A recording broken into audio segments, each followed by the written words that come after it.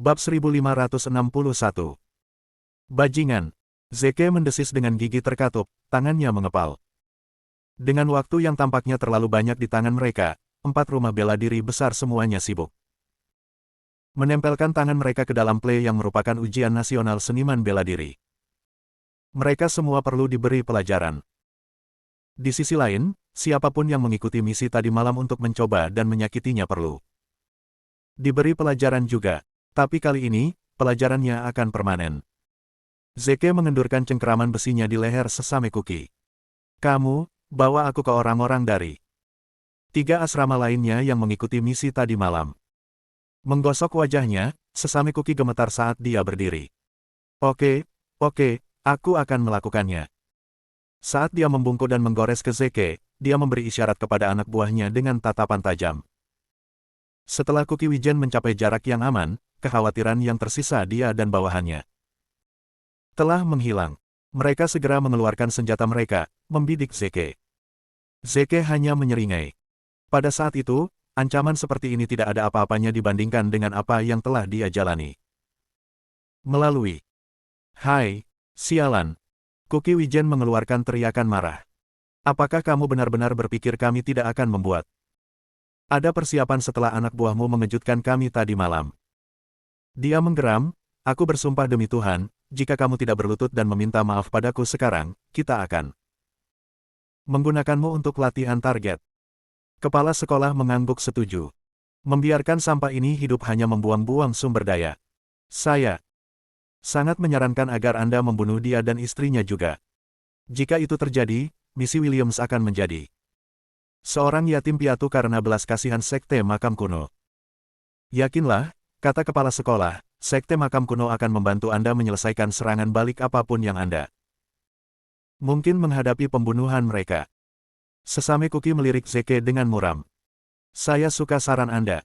Itu membuatku tersenyum tapi membunuh mereka dengan begitu mudah adalah hukuman yang terlalu ringan bagi mereka. Dengarkan baik-baik, Sesame Cookie mencibir pada Zeke.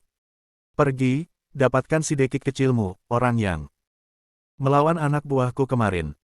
Jika kalian berdua saling menamparkan dan meminta maaf padaku, aku akan mempertimbangkan untuk membiarkan kamu cepat mati. Jika Anda tidak, rumor mengatakan bahwa istri Anda adalah wanita yang sangat cantik. Aku akan membenci. Untuk apapun terjadi pada wanita cantik seperti itu. Petik 2. Antek-anteknya juga ikut mengejeknya, dengan cabul memuji banyak kebajikan Zeke. Istri dan apa sebenarnya yang ingin mereka lakukan padanya secara mendetail. Zeke menganggap mereka seperti orang akan menganggap mayat. Sekte makam kuno kita. Saya tidak pernah mengharapkan Anda untuk menjadi anggota sekte makam kuno juga, kepala sekolah. Terlepas dari itu, misalkan Anda melakukan bagian yang adil dari perdagangan manusia selama beberapa tahun terakhir. Awalnya aku ingin menghukum kalian semua dengan eksekusi di tempat, kata Zeke dingin. Tetapi, rupanya, eksekusi hanya membiarkan Anda semua lolos terlalu mudah. Aku akan sampai ke bawah masalah ini secara pribadi, tapi yakinlah itu sekali lakukan, kalian semua akan membayar sesuai harga untuk. Pidato Zeke telah mengejutkan Sesame Cookie, bahkan jika yang terakhir tidak mau mengakuinya. Itu keterkejutan yang dia rasakan segera memanifestasikan dirinya sebagai kemarahan. Kau akan menyesal mengatakannya, sampah, geram Sesame Cookie. Kakak beradik, berhenti berdiri. Sana dan serang. Lumpuhkan tangan dan kakinya terlebih dahulu, lalu siksa dia perlahan. Tanpa ragu, keempat anteknya melepaskan tembakan. Suara tembakan terdengar di udara. Namun, begitu peluru yang ditembakkan meninggalkan moncong senjata mereka, Zeke entah kenapa menghilang.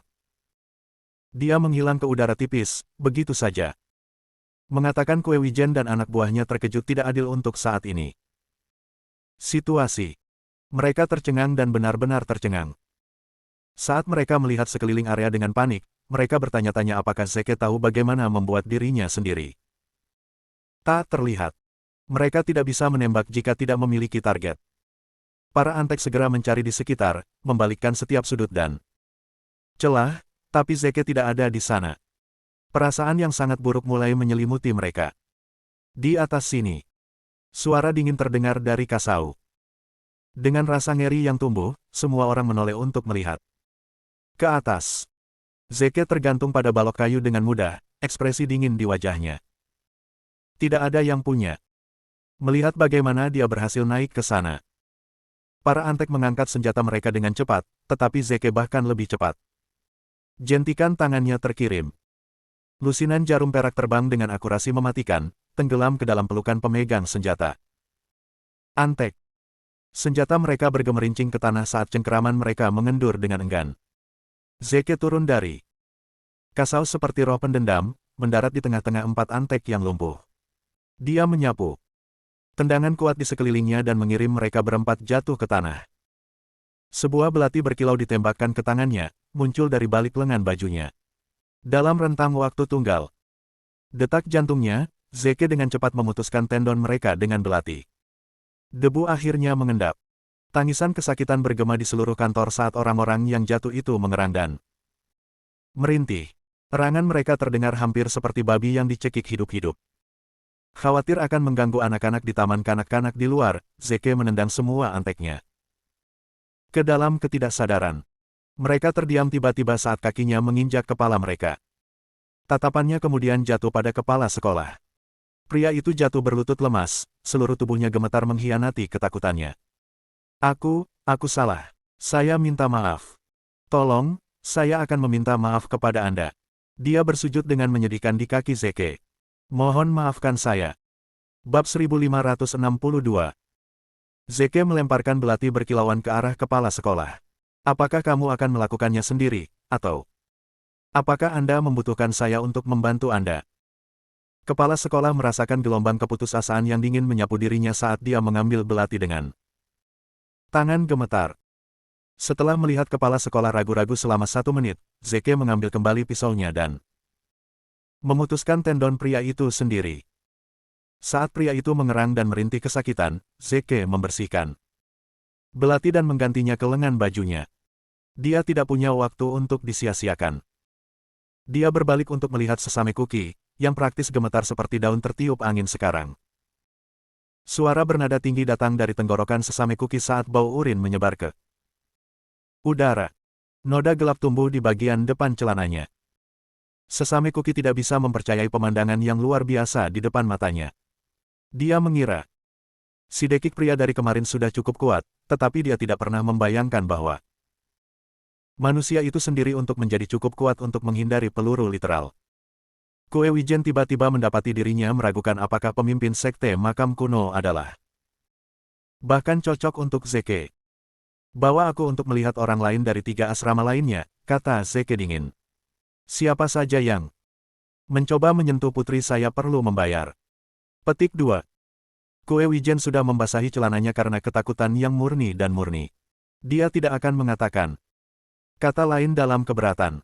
Aku akan segera membawamu ke sana. Dia meringis, mencoba menjauh dari Zeke.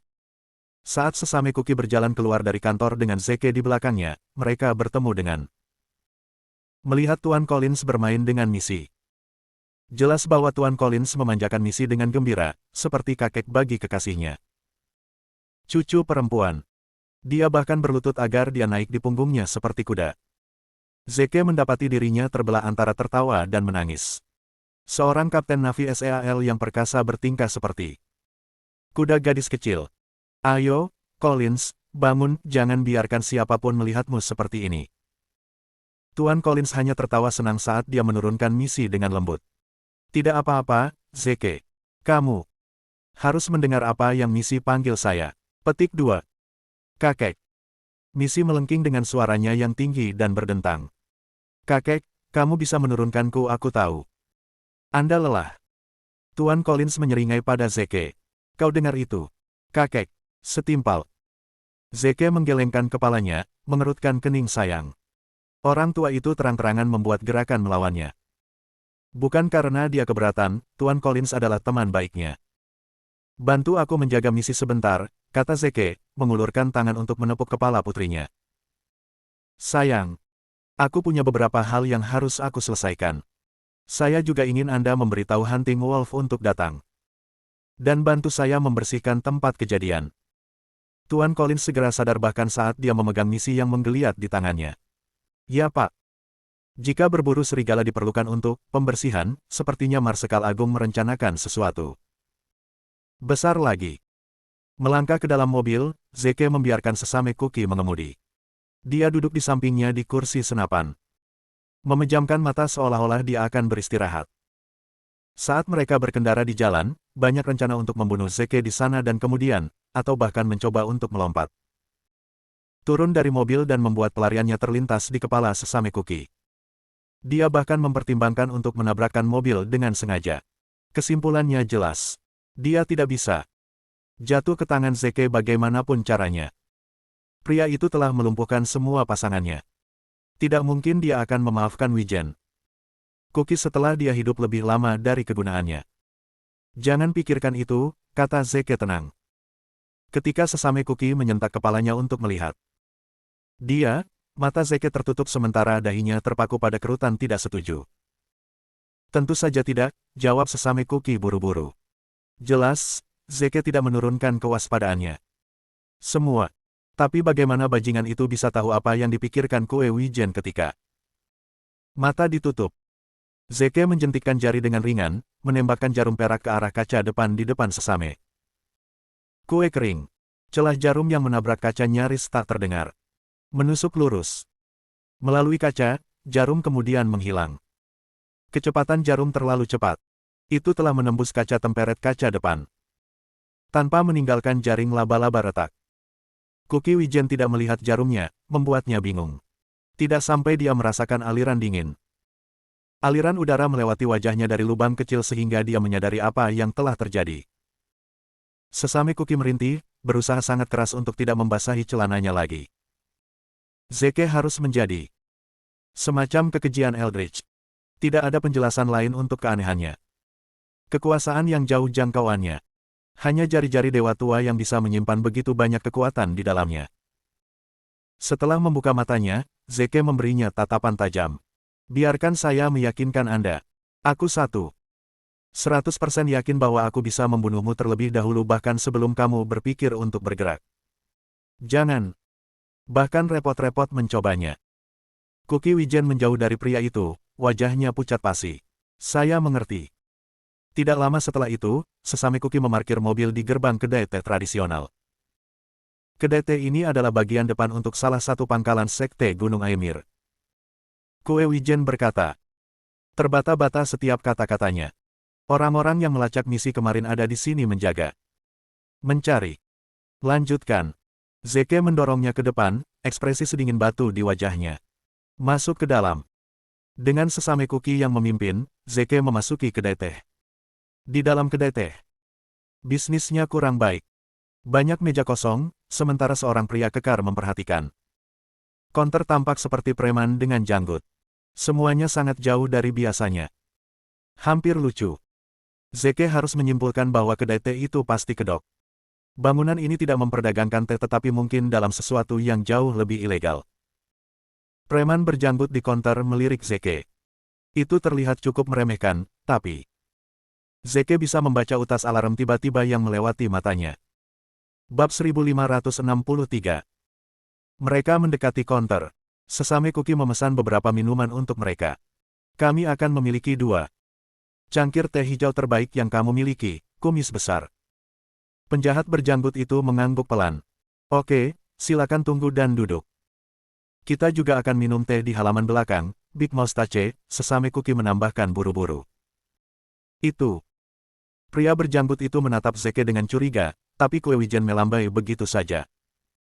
Terburu-buru. Jangan khawatir. Dia teman. Dia terlibat dalam industri balok baja. Kumis besar, tidak terlihat terlalu yakin, tapi dia akhirnya mengangguk dan membawa mereka ke halaman belakang. Pria berjanggut itu kemudian membuka penutup lubang gat, mengungkapkan jalan rahasia yang sesame. Cookie membawa Zeke masuk. Lorong itu terbuka ke ruang bawah tanah yang luas yang didekorasi dengan mewah. Meja kasino mengotori ruang dengan bebas, bersama dengan berbagai jenis peralatan perjudian. Suara-suara yang sangat keras bergema di seluruh tempat yang berbau kumuh. Jam tergantung di dinding memiliki tangan menunjuk secara permanen pada jam 9. Arti di baliknya adalah lebih dari jelas bagi para penjudi yang sering mengunjungi sarang ini malam ini masih muda. Satu ronde lagi. Di meja tidak ada salahnya. Jelas, sifat buruk Sesame Cookie sedang mengaduk. Dia menggosokkan kedua tangannya. Ayo pergi untuk putaran poker. Jika Anda menang, Anda dapat menyimpan kemenangan, tetapi jika Anda kalah, saya akan membayarnya untuk Anda. Jangan khawatir. Zeke hanya tersenyum padanya dengan dingin, tidak mengatakan sepatah kata pun. Cookie Wijen merasa ngeri, mengenakan yang menyakitkan. Tersenyum dan menuntunnya ke koridor panjang di sisi aula. Lihat, orang-orang yang bertanggung jawab atas kasino ada di koridor.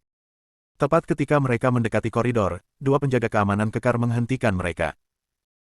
Kue Wijen, salah satu penjaga keamanan berkata, apakah Anda tahu tempat macam apa ini?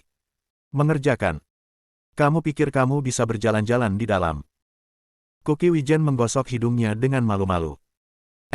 Tentu kamu bisa membuat pengecualian, saudara.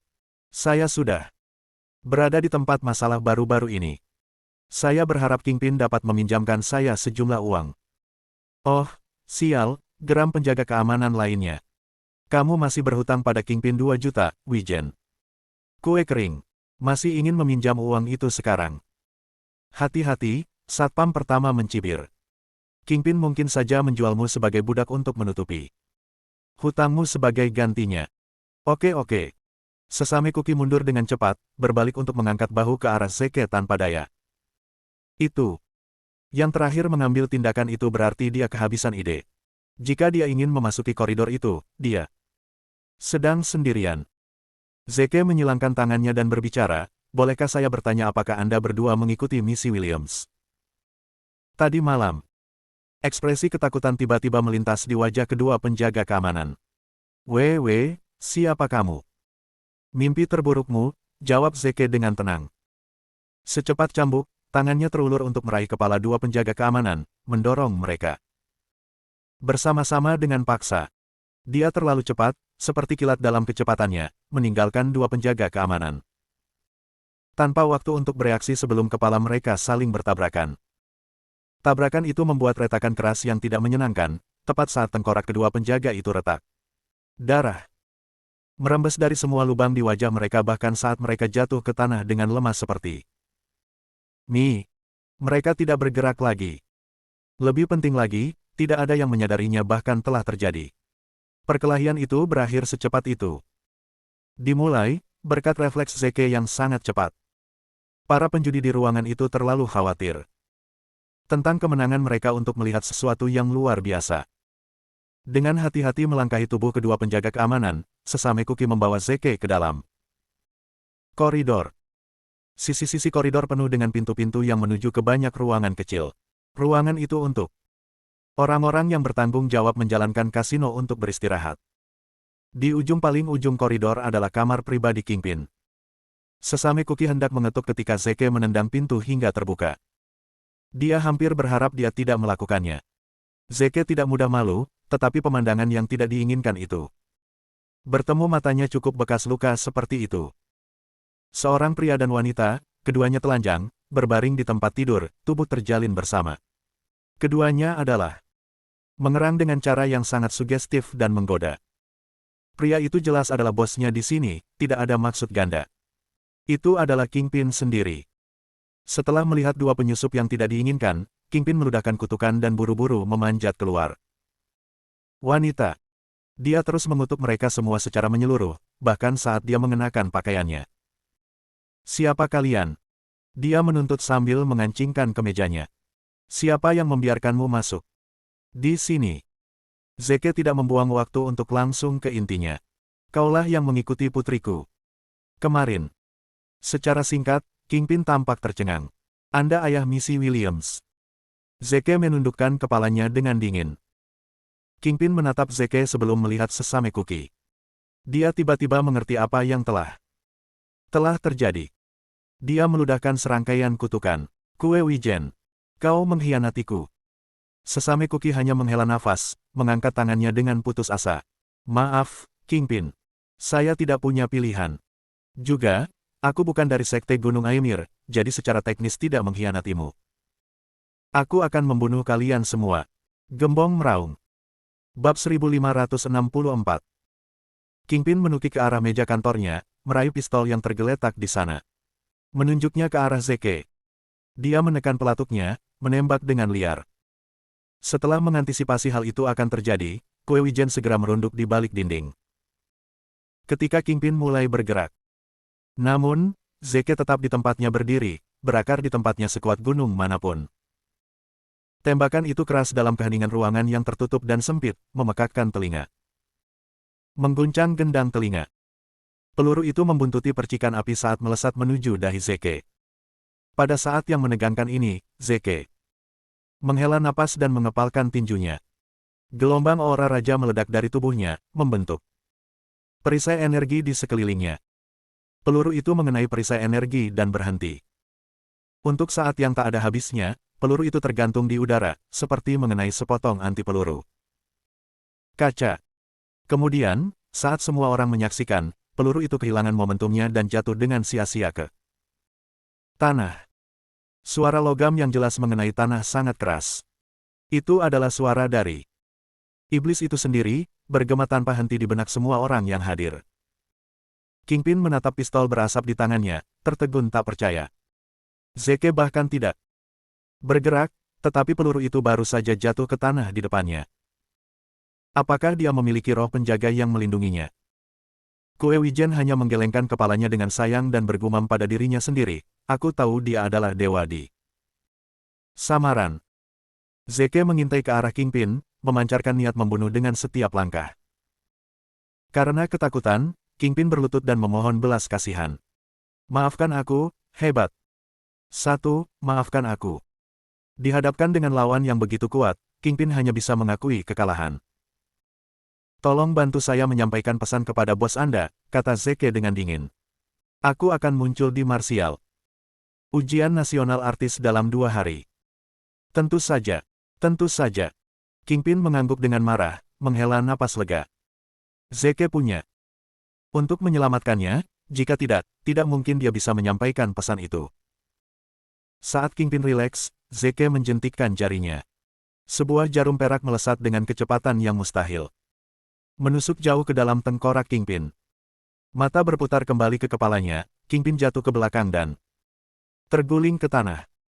Kuki Wijen menghela nafas. Sihir benar-benar berbeda.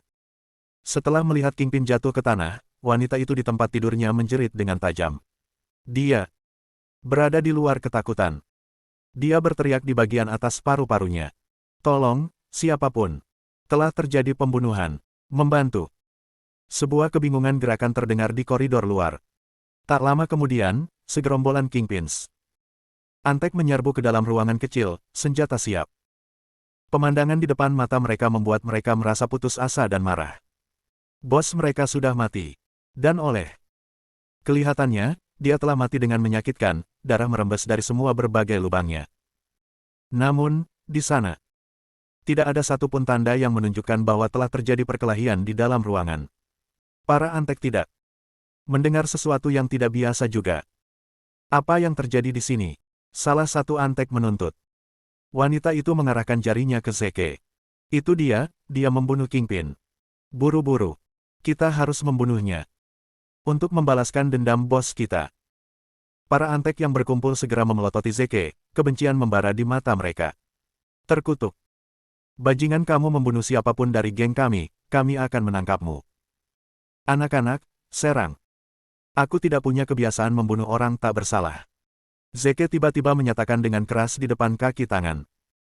Bisa bergerak. Dia menyipitkan matanya, mengukur reaksi mereka. Siapa di sini di antara orang-orang? Melacak misi Williams tadi malam. Jika Anda menyerahkan diri Anda sekarang, saya akan mengampuni Anda. Seseorang meludah ke tanah dengan keras. Para antek mengutuk Zeke. Siapa kau sialan?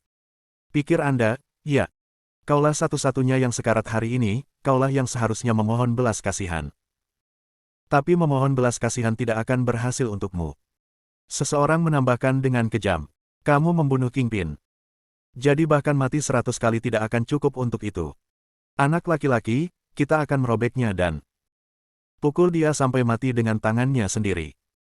Bodoh, desah Zeke, kecewa. Orang-orang rendahan ini tidak sebanding dengan usaha untuk bertarung dengan serius. Dia dengan cepat memutuskan untuk menggunakan Kings. Keterampilan tempur yang dikenal sebagai pukulan macan bintang 7. Bentuk pertama adalah pukulan harimau. Zeke mengerahkan dirinya, dan seekor harimau perkasa terbentuk seluruhnya dari energi berkilauan menyatu menjadi berada di atas kepalanya. Harimau itu mengaum dan menerkam. Antek-antek pengisian. Zeke merasakan angin sepoi-sepoi bertiup kencang melewatinya setelah lompatan harimau itu. Para antek itu hanya kombatan biasa, tidak mungkin mereka memiliki peluang melawan keterampilan tempur raja. Pada akhirnya, harimau itu mengaum lagi, kali ini dengan kemenangan. Semua antek tergeletak berserakan di atap, baik mati atau terluka parah oleh harimau energi. Tetapi dibandingkan dengan teror belaka yang membuat jantung mereka berdebar kencang di dada mereka, luka yang mereka derita tampak ringan jika dibandingkan. Bab 1565. Seperti Kingpin dulu, para antek sekarang semua ketakutan karena akalnya. Bahkan sekarang, mereka tidak dapat secara akurat mengingat apa yang sebenarnya terjadi. Sebuah harimau gambar dari seekor harimau muncul di atas kepala bajingan gila itu. Dan gambar harimau itu saat itu melukai mereka semua dengan satu sapuan cakarnya, jauh lebih berbahaya daripada harimau sungguhan. Tidak mungkin itu bisa terjadi kecuali mereka menemukan seorang raja. Prajurit kelas, seperti di legenda. Tapi, itu tidak mungkin. Tidak ada prajurit kelas raja yang mau repot-repot mengunjungi markas kecil mereka yang tidak penting. Itu sangat tidak penting sehingga hampir tidak akan ditampilkan sebagai blip di peta manapun. Sesame Cookie, yang sama sekali tidak menyadari keberadaan prajurit kelas raja, tetap sangat percaya pada teorinya bahwa Zeke adalah dewa yang telah turun dari surga. Selesai dengan tempat ini, Zeke mengangguk pada Sesame Cookie dengan singkat. Ayo, mari kita menuju ke yang berikutnya. Tempat. Di atasnya, Sesame Cookie setuju dengan tergesa-gesa. Setelah meninggalkan Sekte Gunung Aemir, Kuewijen memang membawa Zeke untuk melacak yang lain. Dua sekte yang telah mengikuti gerakan misi tadi malam. Itu tidak lain adalah Sekte Kembar dan Sekte Binatang. Zeke telah melanjutkan untuk membantai setiap pria lajang yang mengikuti misi tadi malam, hingga orang terakhir. Saat dia melakukan perjalanan antar sekte, Zeke telah menemukan apa yang tampak seperti plot mencurigakan di pekerjaan. Nama-nama 4 sekte tersembunyi dan 4 rumah bela diri agung terlalu banyak dibagikan. Kesamaan menjadi kebetulan belaka. Nama mereka semua tampaknya terhubung. Sekte Carter tinggal di Gunung Final, sedangkan Sekte Makam Kuno juga bisa melacak asal ke Gunung Final. Sejauh yang Zeke ketahui, Sekte Field mengasingkan diri di puncak Gunung Aemir. Dan lagi, seperti namanya, Sekte Gunung Aemir berasal dari Gunung Aemir. Berikutnya adalah Sekte Killing Sword yang terkenal yang tinggal di Twin Peaks, pegunungan yang juga telah memunculkan rumah bela diri agung dari Sekte Kembar. Dan bagaimana dia bisa melupakan Sekte Drake yang tinggal di Gunung Fang? Sekte Binatang juga. Rumah bela diri terkenal yang berasal dari Gunung Fang. Bahkan orang bodoh akan kesulitan untuk tidak menemukan hubungan antara 4 sekte tersembunyi. Dan 4 rumah bela diri besar. Jadi, legenda 4 sekte tersembunyi yang mengasingkan diri dari dunia untuk bersembunyi di gunung mereka hanyalah kebohongan, renung Zeke. 4 rumah bela diri hebat pasti milik mereka. Boneka. Segala sesuatu yang perlu dilakukan oleh 4 sekte tersembunyi di dunia luar adalah dilakukan melalui mereka. Nah, tidak ada dari mereka yang akan melarikan diri kali ini. Sekali lagi, Zeke memberitahu Hunting Wolf untuk memulai operasi pembersihannya sebelum membawa Sesame Cookie untuk bertemu dengan Ten Collins. Tanpa diduga, dia masuk ke Tuan Collins melatih misi dalam pelatihan kuda-kuda. Orang tua itu sedang mengajari misi kuda-kuda. Meskipun usianya kecil, misi baik-baik saja. Dia mempertahankan posisinya dengan mantap, wujudnya terlihat sempurna. Tapi wajahnya menunjukkan ketegangan dari usahanya. Keringat menetes di pipinya yang merah, tapi dia melakukannya. Tidak membuat satu suara pun keluhan, hanya menggertakkan giginya dan tampak fokus dengan manis. Setelah melihat kembalinya Zeke, Tuan Collins buru-buru berlari untuk menemuinya, dan dengan terkejut. Isyarat, dia berlutut di depan Zeke. Marsekal hebat, katanya tulus. Aku hanya punya satu permintaan yang berani untuk dibuat. Saya berharap kamu akan pikirkan itu. Zeke mengangguk. Mari kita dengarkan. Collins berkata, saya ingin mengambil misi sebagai murid saya dan mengajarinya semua yang pernah saya miliki. Dipelajari dalam hidup saya. Zeke tertawa dan dengan lembut membantu Tuan. Collins berdiri. Mengapa saran itu tiba-tiba, Tuan Collins? Saya baru saja menguji kemampuan seni bela diri misi, Tuan. Collins memulai dengan perlahan. Dari setiap aspek, termasuk kecepatan, ketangkasan atau kekuatan, misi jauh melebihi siapapun dari kelompok usia yang sama. Dengan setidaknya 10 kali, dia telah memegang kuda-kuda selama 1,5 jam sekarang. Saya bahkan belum pernah mendengarnya mengeluh sekalipun. Sejujurnya, staminanya melebihi apa yang kebanyakan orang dewasa bahkan memiliki. Saya juga perlu menyebutkan bahwa dia secerdas cambuk. Dia mengambil semuanya. Saya mengajarinya dengan mudah setelah saya menjelaskannya sedikit. Petik 2. Tuan Collins menggelengkan kepalanya dan tersenyum. Dia 1 dalam 1000 tidak, 1 dalam 1.000.000 bela diri. Keajaiban seni, Zeke. Jika dia tidak belajar seni, rahasia akan meratapi kehilangan orang berbakat seperti itu. Pejuang. Zeke sedikit terkejut. Meskipun dia tahu misi terlahir sebagai ahli seni bela diri, dia tidak pernah mengharapkan dia menjadi sangat berbakat sampai-sampai dia bisa mendapatkan pujian tak henti-hentinya dari Tuan Collins. Kau tahu aku tidak bisa membuat pilihan itu untuknya, kata Zeke. Saya menghormati keputusan misi. Dia berjalan ke misi dan menyeka butiran keringat di dahinya dengan lembut, merasakan. Hatinya sedikit sakit melihat putrinya berlatih dengan sungguh-sungguh. Kenapa kamu tidak mengambil istirahat, Bu? Anda tampak lelah. Tidak, Ayah, kata misi tegas, menggertakkan giginya. Kakek Collins hanya mengatakan bela diri sejati pendekar seni dapat menahan kuda-kuda selama 2 jam. Aku akan membuktikan bahwa aku bisa menjadi pejuang sejati. Baiklah, Nak. Zeke tersenyum. Bisakah kamu memberitahu ayah mengapa kamu ingin menjadi pejuang seni bela diri?